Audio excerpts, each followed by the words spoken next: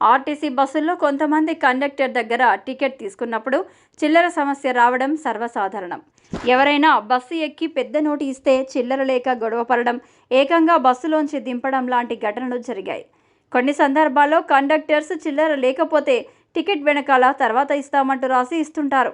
కొంతమంది కండక్టర్స్ ప్రమేయం లేకుండా తాము దిగాల్సిన స్టాప్ రావడంతో హడావుడిగా దిగేస్తుంటారు.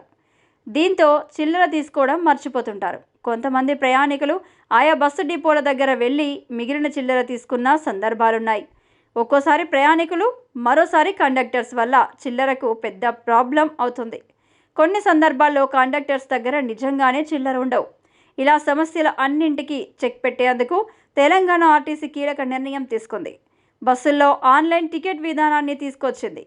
తెలంగాణ ఆర్టీసీ ప్యాసింజర్లకు, కండక్టర్లకు మధ్య చిల్లర గొడవలకు స్వస్తి పలికేందుకు ఈ కీలక నిర్ణయం తీసుకుంది. సిటీ బస్సుల్లో క్యూఆర్ కోడ్ స్కానింగ్తో ప్రయాణం చేయవచ్చని తెలిపింది.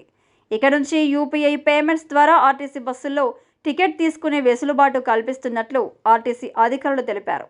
ఆటోమేటిక్ ఫేర్ కలెక్షన్ సిస్టంలో భాగంగా ఆన్లైన్ టికెటింగ్ తీసుకోవచ్చంటున్నారు ఆర్టీసీ అధికారులు. త్వరలోనే మరిన్ని ఆన్లైన్ సేవలు అందుబాటులోకి వస్తాయని అధికారులు తెలిపారు. చేతిలో చిల్లి గవ్వ లేకుండా కూడా ఇక నుంచి ఆర్టీసీ బస్సులు తిరగొచ్చని తెలిపింది. అలా అని అకౌంటులో డబ్బులు ఉండాల్సిందే. దీంతో చిల్లర లేదని ప్రయాణం మధ్యలో బస్సు నుంచి దింపే పరిస్థితి నుంచి ప్రయాణికులకు విముక్తి లభించనుంది.